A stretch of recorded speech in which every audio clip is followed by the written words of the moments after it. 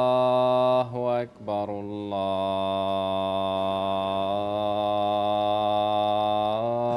الله أكبر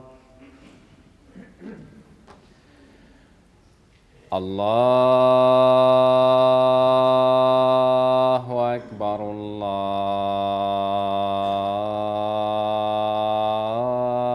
الله أكبر أشهد أن لا إله إلا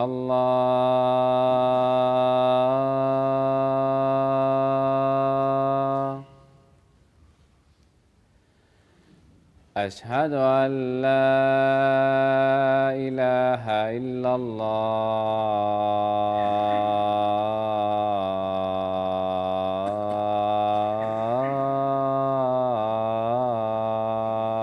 الله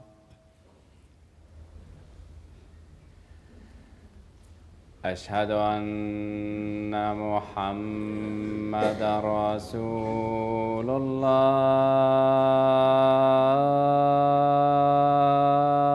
الله أشهد أن محمدا رسول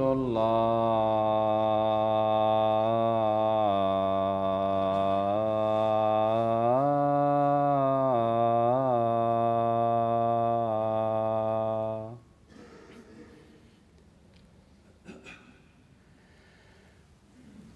حي على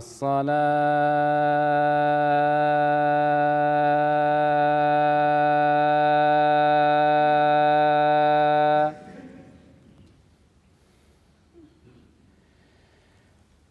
حي على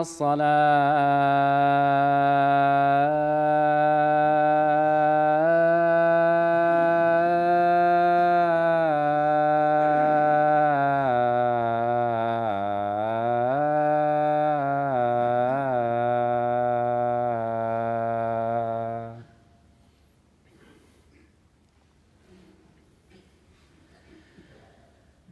حي على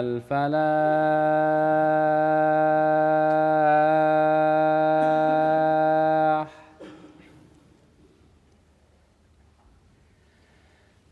حي على الفلاح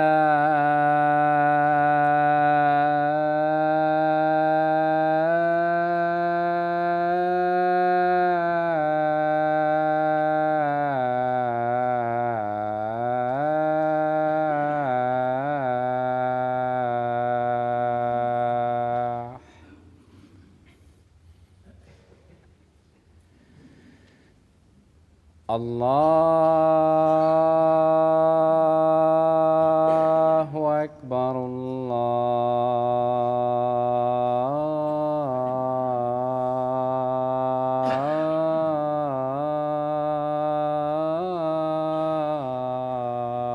الله أكبر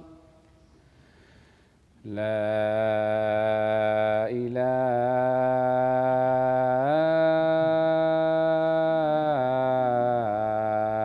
إلا الله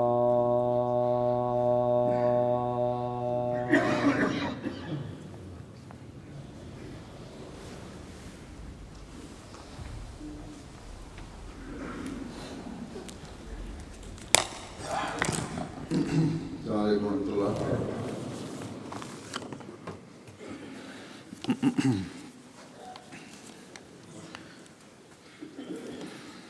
أشهد أن لا إله إلا الله وحده لا شريك له وأشهد أن محمدا عبده ورسوله أما بعد فأعوذ بالله من الشيطان الرجيم بسم الله الرحمن الرحيم الحمد لله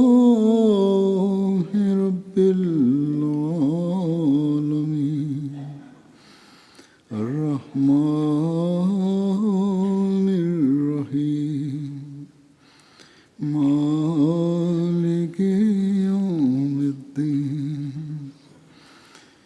إياك نعبد وإياك نستعين اهدنا الصراط المستقيم صراط الذين أنعمت عليهم غير المغضوب عليهم ولا الضالين.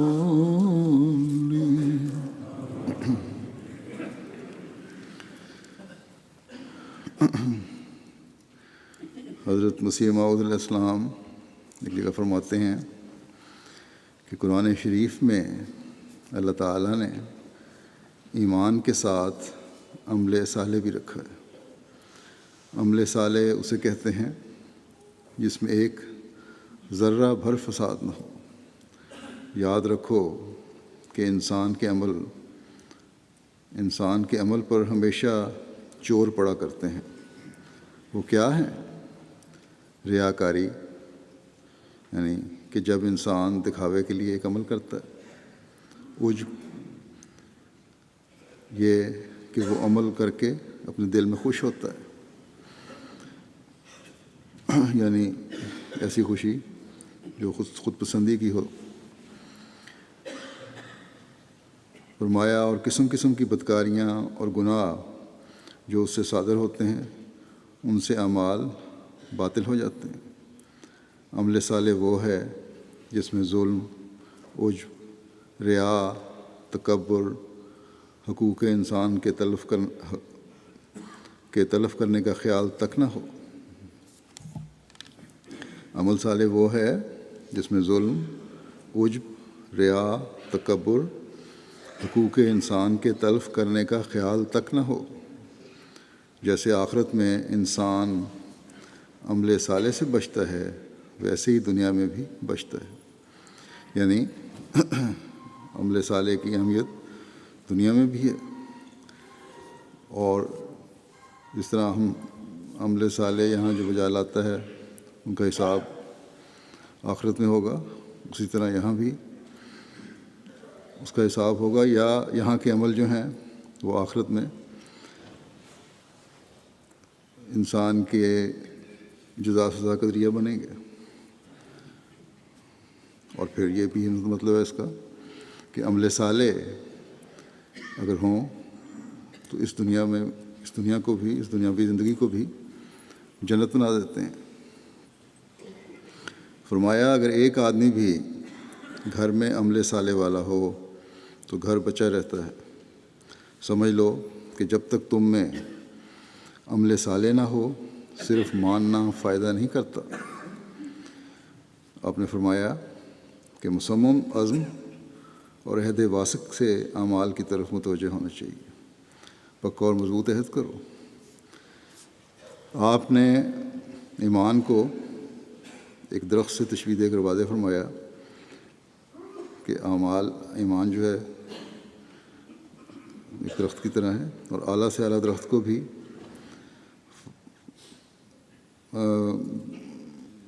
فائدہ مند بنانے کے لیے اس کا خیال رکھنا پڑتا ہے. تبھی درخت فائدہ مند ہوتا ہے، تبھی زندہ رہتا ہے جب اس کا خیال رکھا جائے، اس کی طرف توجہ دینی پڑتی ہے. اسی طرح ایمان کو بھی کامل کرنے کے لیے اعمال کی ضرورت ہے، اور اپنے ایمان کی اعمال کے ذریعے سے غور و پرداخت کرنے کی ضرورت ہے، کیونکہ اس کے بغیر باوجود ایمان کے یا ایمان کا دعویٰ کرنے کے انسان مومن نہیں کہلا سکتا. بغیر عمل کے انسان ایسا درخت ہے جس کی خوبصورت سرسبز شاخیں کاٹ کر اسے بدشکل بنا دیا گیا ہو، جس کے پھلوں کو ضائع کر دیا گیا ہو، جس کے سایہ دار شاخوں سے خدا تعالیٰ کی مخلوق کو محروم کر دیا ہو. ایک درخت کی شاخیں،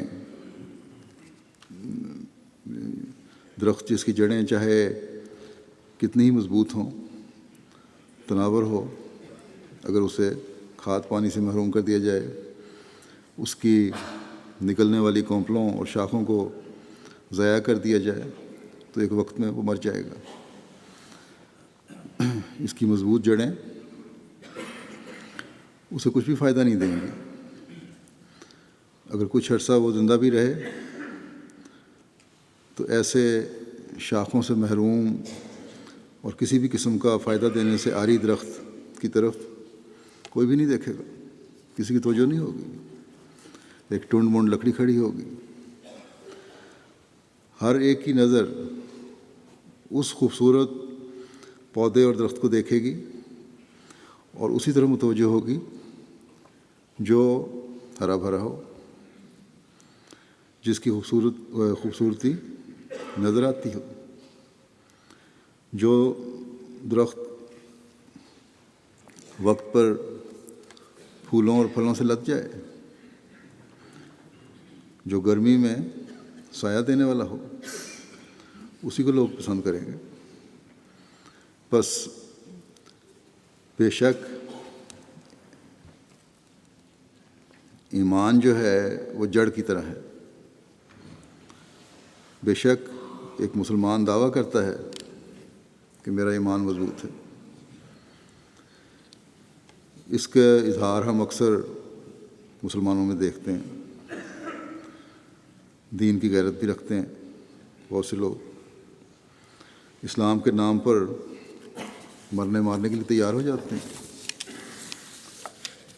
آج کل تو مختلف گروہ بنے ہوئے ہیں، تنظیمیں بنی ہوئی ہیں، اپنے ایمان کی مضبوطی کے کیا کیا دعوے نہیں کرتے یہ لوگ، لیکن کیا اس خوبصورت اور خوشنما درخت یا اس باغ کی طرح ہیں جو دنیا کو فائدہ دے رہا ہو؟ لوگ اس کی خوبصورتی دیکھ کر اس کی طرف کھینچے چلے جا رہے ہیں۔ جتنی شدت سے یہ متشدد گروہ یا لوگ اپنے دین کے نام پر شدت پسندی کا مظاہرہ کر رہے ہیں، اسی شدت سے دنیا ان سے دور بھاگ رہی ہے۔ وہ دین جو حضرت محمد رسول اللہ صلی اللہ علیہ وسلم لے کر آئے تھے، اس نے تو دشمنوں کو بھی اپنی طرف کھینچ کر نہ صرف دوست بنا لیا تھا بلکہ شدید محبت میں گرفتار کر لیا تھا۔ حضرت صلی اللہ علیہ وسلم کی تعلیم کا ہی اثر تھا کہ جب مسلمان حکومت ایک موقع پر یہ سمجھی کہ اس وقت رومی حکومت کا مقابلہ مشکل ہے اور وہ قابض علاقہ جس میں عیسائی اور یہودی اکثریت تھی، اسے چھوڑنے کا فیصلہ کیا مسلمانوں نے، تو عیسائی اور یہودی سب مل کر انہوں نے مسلمانوں کی فوج کو روتے ہوئے رخصت کیا اور کہا کہ ہم دعا کرتے ہیں کہ تم دوبارہ اس علاقے پر قابض ہو جاؤ تاکہ تمہارے شجر سایہ دار اور پھلدار سے ہم ہمیشہ فیض پاتے رہیں۔ جو سہولتیں تم نے ہمیں مہیا کی ہیں وہ تو ہماری عیسائی حکومتیں بھی ہمیں مہیا نہیں کر سکیں۔ ان مسلمانوں کی یہ قدر اس لیے تھی کہ ان کے ایمان کے ساتھ ان کا ہر عمل فیض رساں تھا۔ بس نرے ایمان کے دعوے اور اظہار اور اس کی جڑ کی مضبوطی کا اعلان کسی کام کا نہیں۔ جب تک اعمال صالحہ کی سرسبز شاخیں اور پھل خوبصورتی نہ دکھا رہی ہیں اور فیض نہ پہنچا رہی ہیں، اور جب یہ خوبصورتی اور فیض رسانی ہو تو پھر دنیا بھی متوجہ ہوتی ہے اور اس کے گرد جمع بھی ہوتی ہے۔ اور ان کی حفاظت کے لیے پھر کوشش بھی کرتی ہے۔ اس لیے اللہ تعالیٰ نے ہر مسلمان کو صرف ایمان میں مضبوطی کا نہیں کہا، بلکہ تقریباً ہر جگہ جہاں ایمان کا ذکر آیا، ایمان کو اعمال صالحہ کے ساتھ جوڑ کر مشروط کیا۔ اور یہ حالت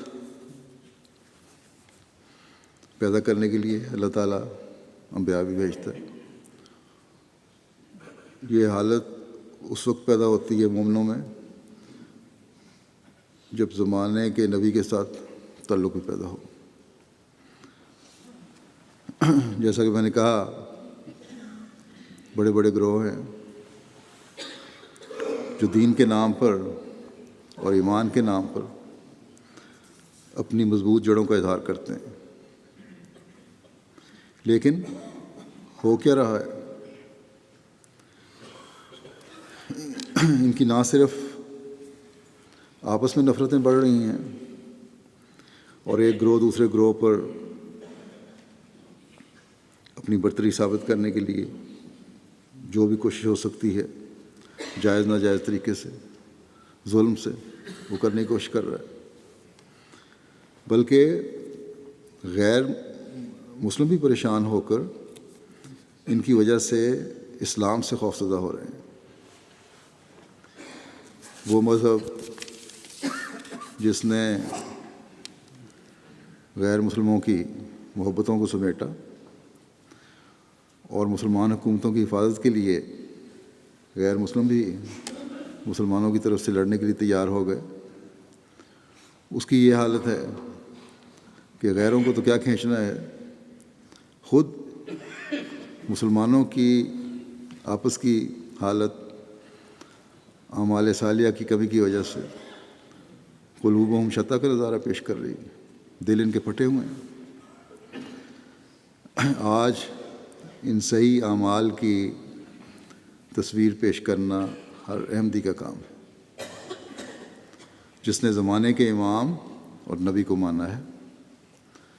حضرت مسیح موعود علیہ الصلوۃ والسلام کی جماعت ہی وہ خدا تعالیٰ کا لگایا ہوا درخت ہے جس کی جڑیں مضبوط ہیں اور شاخیں بھی سرسبز، خوبصورت اور پھلدار ہیں،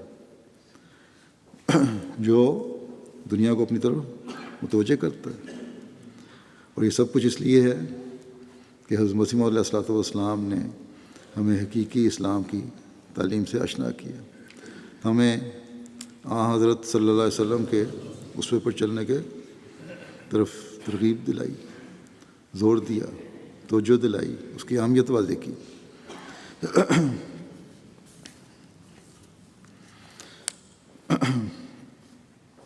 بس یہ جماعت احمدیہ ہی ہے جس کی جڑیں بھی مضبوط ہیں اور شاخیں بھی سرسبز اور خوبصورت ہیں اور پھلدار ہیں، جو دنیا کو اپنی طرف متوجہ کرتا ہے۔ یہ وہ درخت ہے جس کو دیکھ کر دنیا کے ہر خطے میں بسنے والے لوگ یہ کہتے ہیں کہ یہ کون سا اسلام ہے جو تم پیش کرتے ہو۔ بے شمار واقعات اب ایسے سامنے آتے ہیں کہ حقیقی اسلام کی خوبصورتی دیکھ کر لوگ حیرت زدہ رہ جاتے ہیں۔ افریقہ میں ایک جگہ ایک مسجد کا افتتاح ہو رہا تھا، وہاں کے چیف عیسائی تھے، ان کو بھی دعوت دی، وہ بھی شامل ہوئے اور کہنے لگے کہ میں تم لوگوں کی محبت میں نہیں آیا یہاں،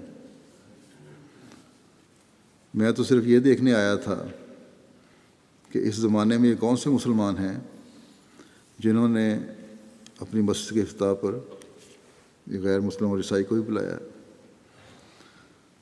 یہاں آ کر یہ دیکھ کر مجھے اور بھی حیرت ہوئی کہ یہاں تو مختلف مذاہب کے لوگ جمع ہیں اور احمدی خود بھی مسلمان ہونے کے باوجود ایک ایسے اعلیٰ اخلاق کا مظاہرہ کر رہے ہیں جس کی مثال نہیں۔ ہر ایک سے یہ لوگ چھوٹا ہو، بڑا ہو، امیر ہو، غریب ہو، محبت اور پیار سے پیش آ رہے ہیں، اور ایسے تعلقات ہیں اور ایسے اعلیٰ اخلاق ہیں جن کا مظاہرہ یہ کیا جا رہا ہے یہاں کہ جو کہیں بھی دیکھنے میں نہیں آتا۔ کہنے لگے وہ چیف کہ ایسی مسجدیں اور ایسا اسلام تو وقت کی ضرورت ہے۔ بس انہوں نے کہا کہ میرے تمام شکوک و شبہات جو اسلام کے بارے میں تھے وہ دور ہو گئے۔ اور پھر انہوں نے مزید کہا کہ آپ نے اس علاقے کو ایک نئی مسجد نہیں دی، بلکہ ہمیں ایک نئی زندگی دی ہے، زندگی کی اعلیٰ قدروں کے اسلوب سکھائے ہیں۔ بس ایسے درخت ہوتے ہیں جن کے بارے میں قرآن کریم نے فرمایا ہے کہ ان کی جڑیں بھی زمین میں مضبوط ہوتی ہیں، اور ایمان اور اعمال صالحہ کی وجہ سے اگر انسانوں کی درختوں سے مثال دی جائے تو ان کی سرسبز شاخیں بھی آسمان کی بلندیوں کو چھو رہی ہوتی ہیں۔ بس جیسا کہ میں نے کہا کہ زمانے کے امام کی وجہ سے ہر احمدی کا فرض ہے، کو ماننے کی وجہ سے ہر احمدی کا فرض ہے کہ ایمان کی مضبوطی کے ساتھ سرسبز شاخیں بن جائے، سرسبز شاخوں کے خوبصورت پتے بن جائے، ان پر لگنے والے خوبصورت پھول اور پھل بن جائے، جو دنیا کو نہ صرف خوبصورت نظر آئے بلکہ فیض رساں بھی ہو، فیض پہنچانے والا بھی ہو۔ ورنہ ایمان و یقین میں کامل ہونا بغیر عمل کے بے فائدہ ہے۔ جیسا کہ میں نے بتایا کہ بظاہر ایمان و یقین میں کامل دنیا کے جو لوگ ہیں نظر آتے ہمیں، وہ کہنے کو تو اپنے آپ کو ایمان و یقین میں کامل سمجھتے ہیں اور کہتے ہیں، لیکن دنیا کے لیے ٹھوکر کا باعث بن رہے ہیں۔ ہم احمدی ہونے کا حق اس وقت ادا کر سکتے ہیں جب ہم اپنے اعمال صالحہ کی وجہ سے ہر طرف اعلیٰ اخلاق دکھانے کا مظاہرہ کرنے والے ہیں، جب ہم اپنے محلے اور شہر اور اپنے ملک میں اعمال صالحہ کی وجہ سے اسلام کی خوبصورتی دکھانے والے بنے۔ ہر قسم کے فسادوں، جھگڑوں، چغلی کرنے کی عادتوں، دوسروں کی تحقیر کرنے، رحم سے عاری ہونے، احسان کر کے پھر جتانے والے لوگوں میں شامل نہ ہوں، بلکہ ان چیزوں سے بچنے والے ہوں اور اعلیٰ اخلاق کا مظاہرہ کرنے والے ہوں۔ قرآن کریم بار بار ہمیں اعلیٰ اخلاق اپنانے اور نیک اعمال بجا لانے کی تلقین فرماتا ہے۔ بعض لوگوں کو عادت ہوتی ہے کسی جذبے کے تحت، وقتی جذبے کے تحت کسی پر احسان تو کر دیتے ہیں، مدد کر دیتے ہیں، لیکن بعد میں کسی وقت پھر اس کو جتا بھی دیتے ہیں کہ میں نے یہ احسان تم پہ کیا، یا یہ توقع رکھتے ہیں کہ اب ان کے احسان کا زیر بار انسان تمام عمر ان کا غلام بنا رہے۔ اور اگر زیر احسان شخص توقع پر پورا نہ اترے تو پھر اسے تکلیفیں دینے سے بھی نہیں چوکتے۔ یہ تو اسلامی تعلیم نہیں ہے۔ اللہ تعالیٰ تو قرآن کریم میں فرماتا ہے کہ یا ایھا الذین آمنوا لا تبطلوا صدقاتکم بالمن والأذی، کہ اے لوگو جو ایمان لائے ہو اپنے صدقات کو احسان جتا کر یا اذیت دے کر ضائع نہ کیا کرو، کیونکہ یہ حرکتیں وہ لوگ کرتے ہیں جو اللہ اور یوم آخرت پر ایمان نہیں لاتے، جن کے ایمان کمزور ہے، نہ صرف کمزور ہیں بلکہ ایمان سے عاری ہیں۔ اللہ تعالیٰ نے قرآن کریم میں متعدد جگہ مختلف حوالوں سے ایک مومن کو بار بار یہ تلقین کی ہے کہ ایمان کے ساتھ عمل صالح ضروری ہے، اور اس کے مختلف فوائد ہیں۔ بس جہاں اعمال صالحہ کے ساتھ ایک مومن دوسروں کے لیے نفع رساں وجود بنتا ہے، وہاں وہ خود بھی اس کے میٹھے پھل کھا رہا ہوتا ہے۔ مثلاً ایمان لانے والے اور اعمال صالح کرنے والے، ان کے متعلق اللہ تعالیٰ فرماتا ہے کہ یہ لوگ اللہ تعالیٰ کی مغفرت حاصل کرنے والے ہوں گے۔ یہ لوگ وہ ہوں گے جو جنتوں میں اعلیٰ مقام پائیں گے، ایسی جنتوں میں ہوں گے جہاں نہریں چل رہی ہوں گی اور ان نہروں کے مالک ہوں گے۔ پھر اللہ تعالیٰ فرماتا ہے کہ ایمان کے ساتھ نیک اعمال کرنے والوں کو ایسے ایسے بڑے اور احسن اجر ملیں گے جن کا تم تصور بھی نہیں کر سکتے۔ صرف ایمان کا دعویٰ احسن اجر کا حقدار نہیں ٹھہرا دیتا، بلکہ اعمال صالحہ ہوں گے تو احسن اجر ملے گا، جنتیں ملیں گی، مغفرت ہوگی۔ پھر یہ بھی فرمایا کہ ایمان کے ساتھ عمل صالح کرنے والوں کو خدا تعالیٰ پاکیزہ رزق دے گا، جو اس دنیا کا بھی رزق ہے اور آخرت کا بھی رزق ہے۔ عمل صالح کرنے والوں کو کوئی خوف نہیں ہوگا، وہ امن میں ہوں گے، کسی قسم کی پریشانی ان کو نہیں ہوگی، نہ دنیا کا خوف اور نہ اگلے جہان کا یہ خوف کہ ہم میرے سے کوئی نیکیاں نہیں ہوئیں۔ اللہ تعالیٰ ان کے دلوں کو تسکین عطا فرمائے گا۔ اور خوف ہو بھی کس طرح سن سکتا ہے؟ وہ تو عمل صالح کرنے والے تو اللہ تعالیٰ کی رضا کی خاطر ہر عمل کر کے اللہ تعالیٰ کی آغوش میں جا رہے ہوتے ہیں۔ پھر اللہ تعالیٰ فرماتا ہے ایک جگہ کہ ان الذین آمنوا وعملوا الصالحات سیجعل لهم الرحمن ودا، یقیناً وہ لوگ جو ایمان لاتے ہیں اور جنہوں نے نیک عمل کیے ہیں، خدائے رحمان ان کے لیے ود پیدا کرے گا۔ ود کے معنی ہے کہ گہرا پیار اور تعلق، سطحی قسم کی محبت نہیں یا پیار نہیں، گہرا پیار اور تعلق، ایسا مضبوط تعلق جو کبھی کٹ نہ سکے، بلکہ اس طرح کا گہرا تعلق جس طرح قلعہ زمین پر گاڑ دیا جاتا ہے، مضبوط ہو جاتا ہے، اسی طرح وہ گاڑ دیا جائے۔ اس طرح یہ پیار دل میں گڑ جائے۔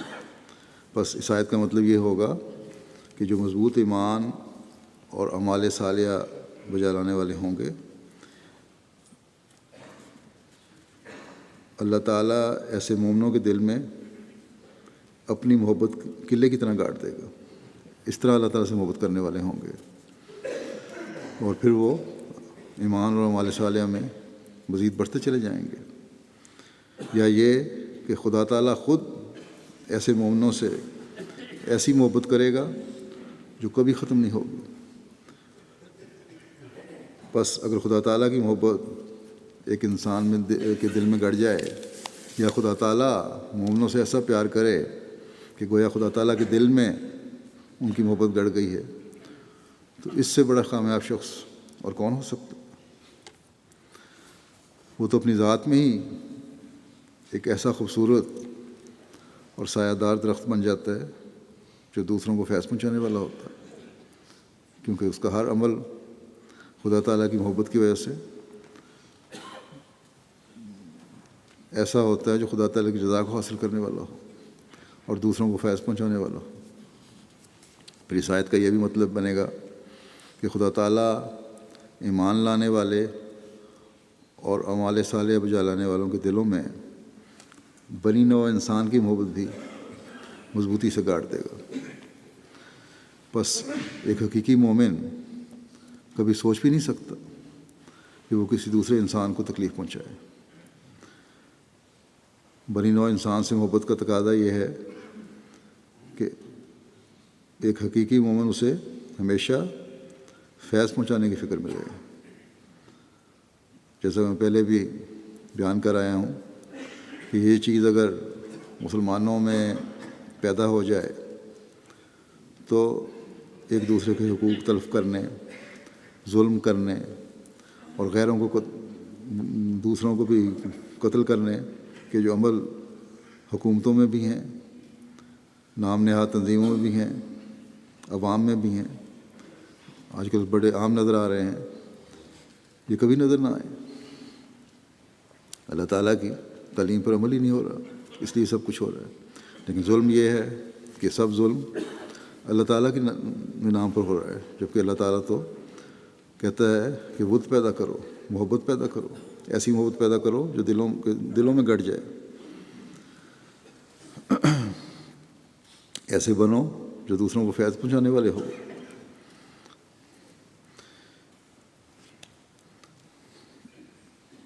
بس اگر حقیقی تعلیم پر عمل ہو تو کبھی یہ دکھ اور تکلیفیں جو دیے جا رہے ہیں ایک دوسرے کو یہ نظر نہ آئیں. ایک خوبصورت تصور اسلام کے شجر سایہ دار کا دنیا کے ذہنوں میں ابھرے. پھر اس آیت کا یہ مطلب بھی ہو سکتا ہے کہ بنی نوع کے دل میں مسلمانوں کی محبت قلعے کی طرح گڑ جائے. اللہ تعالیٰ یقیناً قدرت رکھتا ہے کہ ایسا کر دے، لیکن اس نے اس بات کے حصول کے لیے ایمان کے ساتھ اعمال صالحہ کی شرط لگائی ہے. جیسا کہ میں نے کہا پہلے مسلمانوں کے لیے جو رونے اولا کے تھے یہ محبت ہی تھی ان کے لیے لوگوں کے دلوں میں، جو خدا تعالیٰ نے عیسائیوں کے دل میں اور یہودیوں کے دل میں پیدا کی تھی، جو مسلمانوں کے علاقہ چھوڑنے پر روتے تھے، واپسی کی دعائیں کرتے تھے. بلکہ تاریخ یہ بھی بتاتی ہے کہ یہودی کہتے تھے کہ ہم جانیں دے دیں گے لیکن عیسائی لشکر کو شہر میں داخل نہیں ہونے دیں گے، تم یہیں رہو، حفاظت کریں گے. بس یہ نیک اعمال کا اثر تھا جو ہر سطح پر مسلمانوں سے ظاہر ہوتا تھا، جس نے اس خوبصورت درخت کی طرف دنیا کو متوجہ کیا اور دنیا کو فیض پہنچایا. آج حضرت صلی اللہ علیہ وسلم کے غلام صادق کے غلاموں کا یہ فرض ہے کہ ایمان کی جڑوں کو مضبوط کرنے کے ساتھ اعمال صالحہ کے وہ خوبصورت پتے، شاخیں اور پھل بنے جو اسلام کی خوبصورتی کی طرف دنیا کو کھینچنے والی ہو، جو دنیا کو فیض پہنچانے والی ہو. اللہ تعالیٰ سے محبت کرنے والے بھی ہم ہوں اور اللہ تعالیٰ کی محبت حاصل کرنے والے بھی ہم ہوں. بنی نوع انسان سے محبت بھی ہماری ترجیح ہو اور بنی نوع انسان کی توجہ کھینچنے والے بھی ہم ہوں، کیونکہ اس کے بغیر ہم حضرت مسیح موعود علیہ السلام کی بیعت میں آنے کے مقصد کو پورا کرنے والے نہیں بن سکتے. حضرت مسیح موعود علیہ السلام نے کئی بار اپنے مختلف تحریروں میں، ارشادات میں، مجالس میں اس طرف ہمیں توجہ دلائی کہ اپنے اعمال صالحہ کی طرف توجہ کرو، اپنے اعمال کی طرف توجہ کرو، ایسے اعمال بجا لاؤ جو صالح عمل ہوں، جو اللہ تعالیٰ کی رضا کے مطابق ہوں، جو دنیا کو تکلیفوں سے بچانے والے ہوں. ایک اقتباس میں نے پہلے پڑھا تھا شروع میں، بعض اور اقتباسات سامنے رکھتا ہوں آپ کے. آپ نے ایک موقع پہ فرمایا، یعنی آپ کے یہ کہ میری تعلیم کیا اور اس کے موافق تمہیں عمل کرنا چاہیے.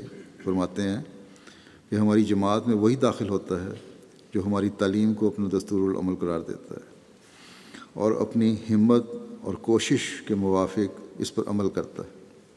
لیکن جو محض نام رکھ کر تعلیم کے موافق عمل نہیں کرتا، وہ یاد رکھے کہ خدا تعالیٰ نے اس جماعت کو ایک خاص جماعت بنانے کا ارادہ کیا ہے، اور کوئی آدمی جو دراصل جماعت میں نہیں ہے محض نام لکھانے سے جماعت میں نہیں رہ سکتا۔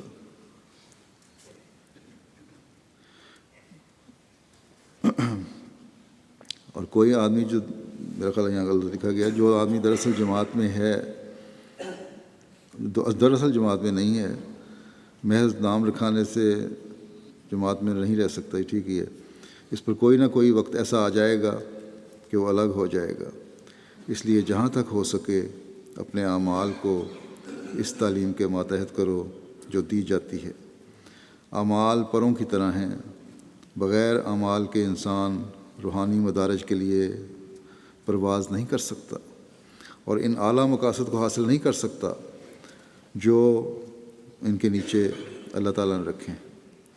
پرندوں میں فہم ہوتا ہے، اگر وہ اس فہم سے کام نہ لیں تو جو کام ان سے ہوتے ہیں نہ ہو سکیں۔ مثلاً شہد کی مکھی میں اگر فہم نہ ہو تو وہ شہد نہیں نکال سکتی، اور اسی طرح نامہ بر کبوتر جو ہوتے ہیں، ایسے کبوتر جن کے ذریعے سے پیغام پہنچائے جاتے ہیں، ان کو اپنے فہم سے کس قدر کام لینا پڑتا ہے، کس قدر دور دراز کی منزلیں وہ طے کرتے ہیں اور خطوط کو پہنچاتے ہیں۔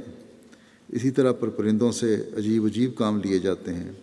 بس پہلے ضروری ہے کہ آدمی اپنے فہم سے کام لے اور سوچے کہ جو کام میں کرنے لگا ہوں یہ اللہ تعالیٰ کے احکام کے نیچے اور اس کی رضا کے لیے ہے یا نہیں۔ جب یہ دیکھ لے اور فہم سے کام لے تو پھر ہاتھوں سے کام لینا ضروری ہوتا ہے۔ سستی اور غفلت نہ کرے۔ ہاں، یہ دیکھ لینا ضروری ہے کہ تعلیم صحیح ہو۔ کبھی ایسا بھی ہوتا ہے کہ تعلیم صحیح ہوتی ہے لیکن انسان اپنی نادانی اور جہالت سے یا کسی دوسرے کی شرارت اور غلط بیانی کی وجہ سے دھوکے میں پڑ جاتا ہے۔ اس لیے خالی و ذہن ہو کر تحقیق کرنی چاہیے۔ آپ فرما رہے ہیں دوسروں کو بھی، غیروں کو بھی، اپنوں کو بھی۔ پھر آپ نے ایک جگہ فرمایا کہ ہر شخص کو چاہیے کہ اللہ تعالیٰ کا خوف کرے، اور اللہ تعالیٰ کا خوف اس کو بہت سی نیکیوں کا وارث بنائے گا۔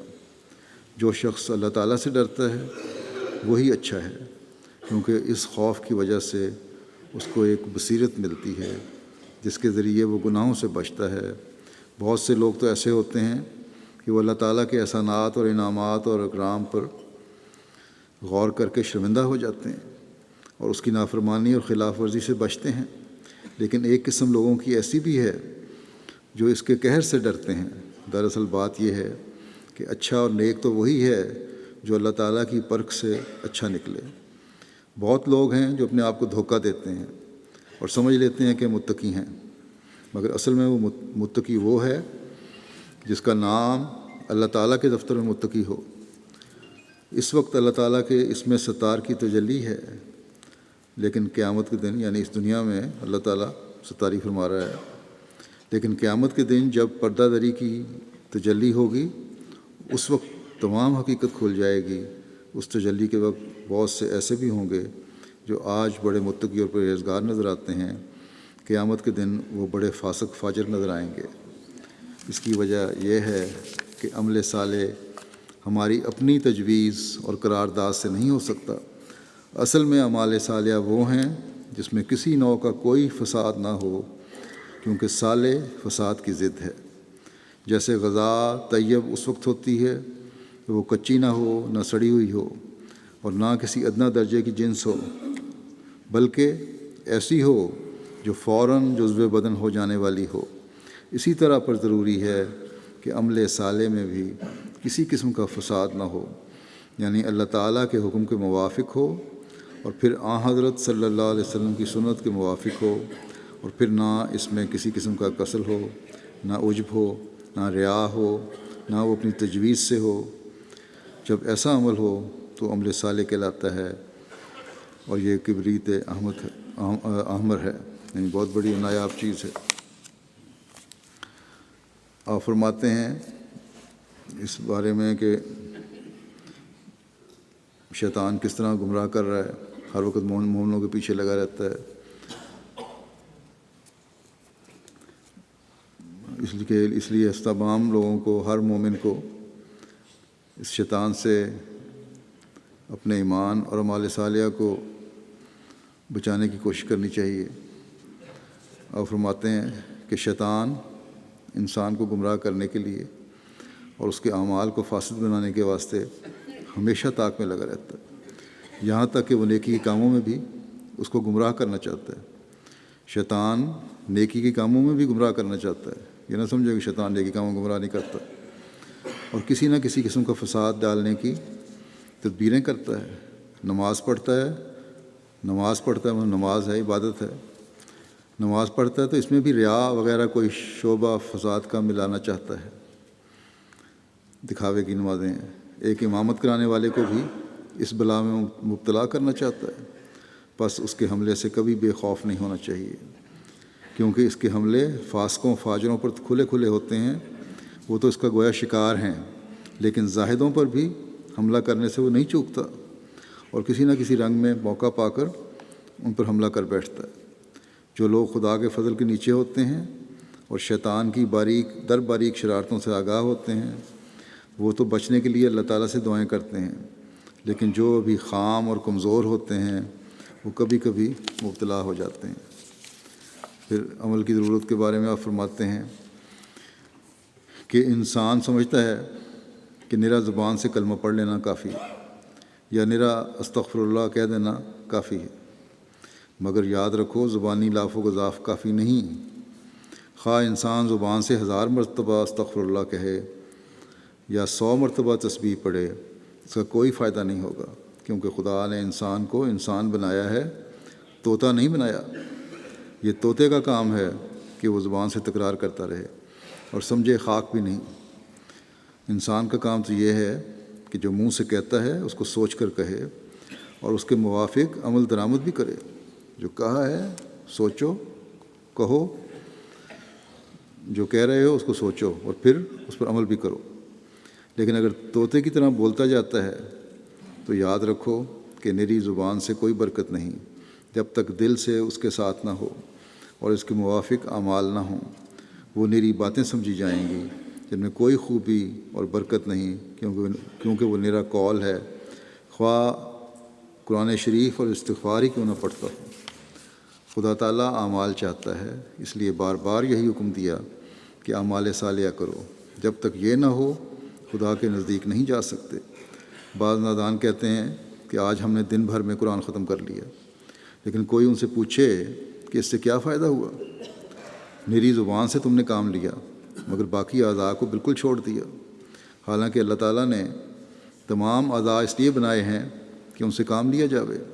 یہی وجہ ہے کہ حدیث میں آیا ہے کہ بعض لوگ قرآن کی تلاوت کرتے ہیں اور قرآن ان پر لعنت کرتا ہے، کیونکہ اس کی تلاوت میرا قول ہی قول ہوتا ہے اور اس پر عمل نہیں ہوتا۔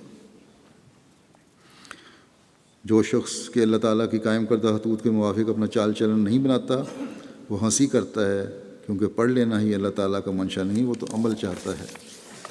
پھر آپ نے فرمایا کہ اچھی طرح یاد رکھو کہ نری لاف و گزاف اور زبانی کیل و کال کوئی فائدہ اور اثر نہیں رکھتی جب تک کہ اس کے ساتھ عمل نہ ہو اور ہاتھ پاؤں اور دوسرے اعضاء سے نیک عمل نہ کیے جائیں۔ جیسے اللہ تعالیٰ نے قرآن شریف بھیج کر صحابہ سے خدمت لی، کیا انہوں نے صرف اسی قدر کافی سمجھا تھا کہ قرآن کو زبان سے پڑھ لیا، یا اس پر عمل کرنا ضروری سمجھا تھا؟ انہوں نے اطاعت اور وفاداری دکھائی کہ بکریوں کی طرح ذبح ہو گئے، اور پھر انہوں نے جو کچھ پایا اور خدا تعالیٰ نے ان کی جس قدر قدر کی وہ پوشیدہ بات نہیں ہے۔ فرماتے ہیں خدا تعالیٰ کے فضل اور فیضان کو حاصل کرنا چاہتے ہو تو کچھ کر کے دکھاؤ، ورنہ نکمی شے کی طرح تم پھینک دیے جاؤ گے۔ فرماتے ہیں کوئی آدمی اپنے گھر کی اچھی چیزوں اور سونے چاندی کو باہر نہیں پھینک دیتا، بلکہ ان اشیاء کو تمام کارآمد اور قیمتی چیزوں کی طرح سنبھال کر رکھتے ہو، لیکن اگر گھر میں کوئی چوہا مرا ہوا دکھائی دے تو اس کو سب سے پہلے باہر پھینک دو گے۔ اسی طرح وہ خدا تعالیٰ اپنے نیک بندوں کو ہمیشہ عزیز رکھتا ہے، ان کی عمر دراز کرتا ہے اور ان کے کاروبار میں ایک برکت رکھ دیتا ہے۔ وہ ان کو ضائع نہیں کرتا اور بے عزتی کی موت نہیں مارتا۔ اگر چاہتے ہو کہ خدا تعالیٰ تمہاری قدر کرے تو اس کے واسطے ضروری ہے کہ تم نیک بن جاؤ تا خدا تعالیٰ کے نزدیک قابل قدر ٹھہرو۔ جو لوگ خدا سے ڈرتے ہیں اور اس کے حکموں کی پابندی کرتے ہیں وہ ان میں اور ان کے غیروں کے درمیان ایک فرقان رکھ دیتا ہے۔ یہی راز انسان کی برکت پانے کا ہے کہ وہ بدیوں سے بچتا رہے۔ ایسا شخص جہاں رہے وہ قابل قدر ہوتا ہے کیونکہ اس سے نیکی پہنچتی ہے۔ وہ غریبوں سے سلوک کرتا ہے، ہمسایوں پر رحم کرتا ہے، شرارت نہیں کرتا، جھوٹے مقدمات نہیں بناتا، جھوٹی گواہیاں نہیں دیتا، بلکہ دل کو پاک کرتا ہے اور خدا کی طرف مشغول ہوتا ہے اور خدا کا ولی کہلاتا ہے۔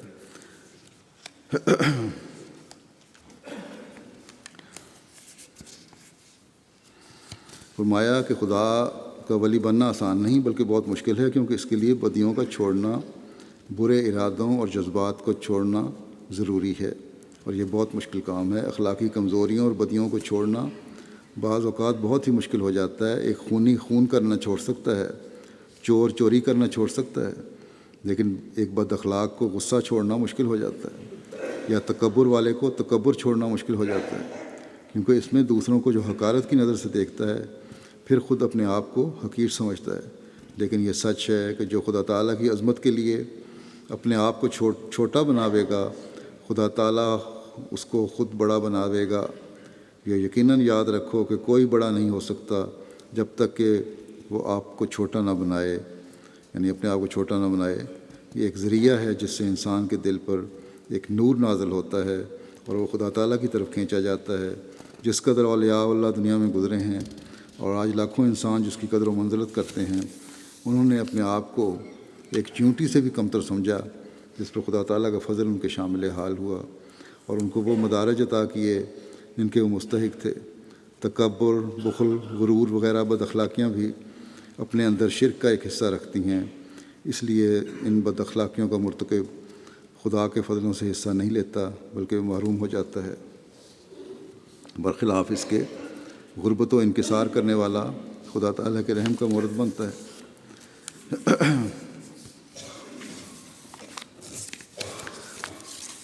پھر آپ نے ایک بیعت کرنے والے کو فرمایا، ایک نہیں بلکہ 3 اشخاص بیعت کے لیے آئے۔ بیعت کے بعد نصیحت فرمائی کہ آدمی کو بیعت کر کے صرف یہی نہ ماننا چاہیے کہ یہ سلسلہ حق ہے اور اتنا ماننے سے اسے برکت ہوتی ہے۔ فرمایا صرف ماننے سے اللہ تعالیٰ خوش نہیں ہوتا جب تک اچھے عمل نہ ہوں۔ کوشش کرو کہ جب اس سلسلے میں داخل ہوئے ہو تو نیک بنو، متقی بنو، ہر ایک بدی سے بچو، یہ وقت دعاؤں سے گزارو، رات اور دن تضرع میں لگے رہو۔ جب ابتلا کا وقت ہوتا ہے تو خدا تعالیٰ کا غضب بھی بڑکا ہوا ہوتا ہے۔ ایسے وقت میں دعا، تضرع، صدقہ و خیرات کرو، زبان کو نرم رکھو، استغفار کو اپنا معمول بناؤ، نمازوں میں دعائیں کرو۔ میرا ماننا انسان کے کام نہیں آتا، اگر انسان مان کر پھر اسے پسے پشت ڈال دے تو اسے فائدہ نہیں ہوتا۔ پھر اس کے بعد یہ شکایت کرنی کہ بیعت سے فائدہ نہیں ہوا، بے سود ہے۔ خدا تعالیٰ صرف قول سے راضی نہیں ہوتا۔ پھر عمل صالح کی طرف توجہ دلاتی آپ نے فرمایا کہ سمجھ لو کہ جب تک تم میں عمل صالح نہ ہو صرف ماننا فائدہ نہیں کرتا۔ ایک طبیب نسخہ لے کر دیتا ہے تو اس سے یہ مطلب ہوتا ہے کہ جو کچھ اس میں لکھا ہے وہ لے کر اسے پیوے۔ اگر وہ ان دواؤں کو استعمال نہ کرے اور نسخہ لے کر چھوڑے تو اسے کیا فائدہ ہوگا؟ فرمایا کہ اب اس وقت تم نے توبہ کی ہے، اب آئندہ خدا تعالیٰ دیکھنا چاہتا ہے کہ اس توبہ سے اپنے آپ کو تم نے کتنا صاف کیا ہے۔ اب زمانہ ہے کہ خدا تعالیٰ تقوی کے ذریعے سے فرق کرنا چاہتا ہے۔ بہت لوگ ہیں کہ خدا پر شکوہ کرتے ہیں اور اپنے نفس کو نہیں دیکھتے۔ انسان کے اپنے نفس کے ظلم ہی ہوتے ہیں، ورنہ اللہ تعالیٰ رحیم و کریم ہے۔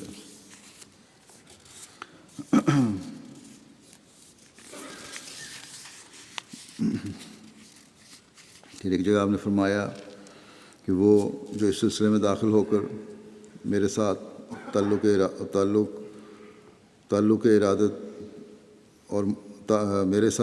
ارادت اور مریدی کا رکھتے ہیں، اس سے غرض یہ ہے کہ تا وہ نیک چلنے اور نیک بختی اور تقوی کے اعلیٰ درجے تک پہنچ جائیں اور کوئی فساد اور شرارت اور بدچلنی ان کے نزدیک نہ آ سکے۔ وہ 5 وقتہ نماز کے پابند ہوں، وہ جھوٹ نہ بولیں، وہ کسی کو زبان سے ایذا نہ دیں، وہ کسی قسم کی بدکاری کے مرتکب نہ ہوں، اور کسی شرارت اور ظلم اور فساد اور فتنے کا خیال بھی دل میں نہ لاویں۔ غرض ہر ایک قسم کے معاصی اور جرائم اور ناکردنی اور ناگفتگنی اور تمام نفسانی جذبات اور بے جا حرکات سے مجتنب رہیں، اور خدا تعالیٰ کے پاک دل بے شر اور غریب مزاج بندے ہو جائیں، اور کوئی زہریلا خمیر ان کے وجود میں نہ رہے۔ بس یہ وہ نصائح ہیں جو ہمیں ہر وقت سامنے رکھنے کی ضرورت ہے۔ یہی وہ باتیں ہیں جو ہمیں مسیح علیہ السلام کے درخت وجود کی سرسبز شاخیں بننے والا بنائیں گی۔ اسی سے ہمارے عہد بیت کا مقصد بھی پورا ہوگا۔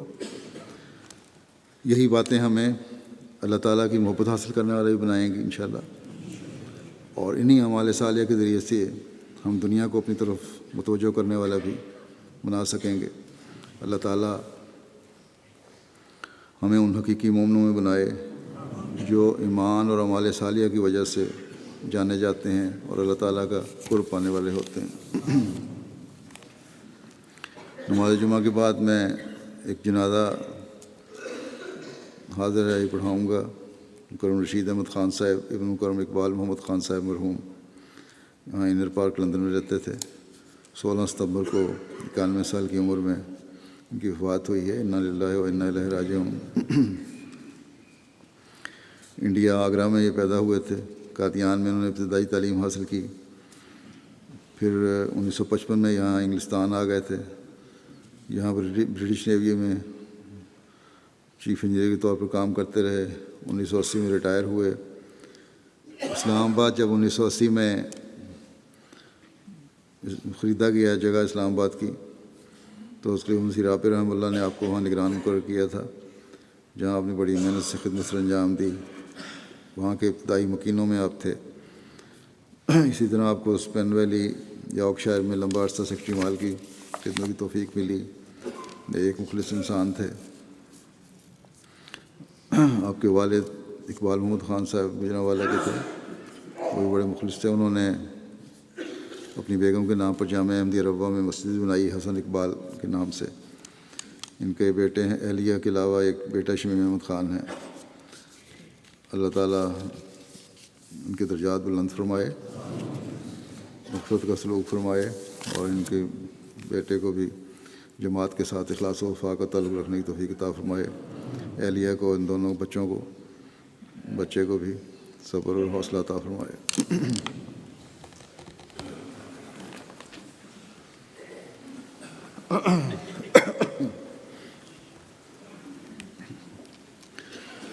الحمد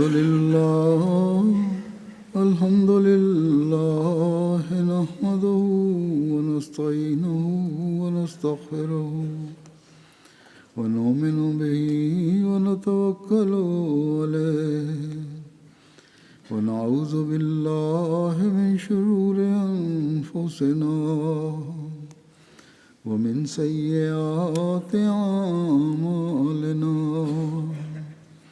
من يهده الله فلا مضل له ومن يضلله فلا هادي له ونشهد أن لا إله إلا الله ونشهد أن محمدا عبده ورسوله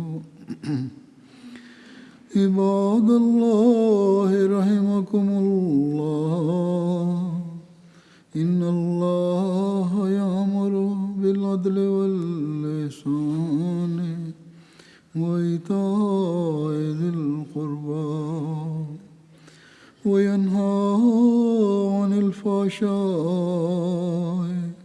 والمنکر والبغی یعظکم لعلکم تذکرون اذکروا اللہ یذکرکم وادعوہ یستجب لکم ولذکر اللہ اکبر۔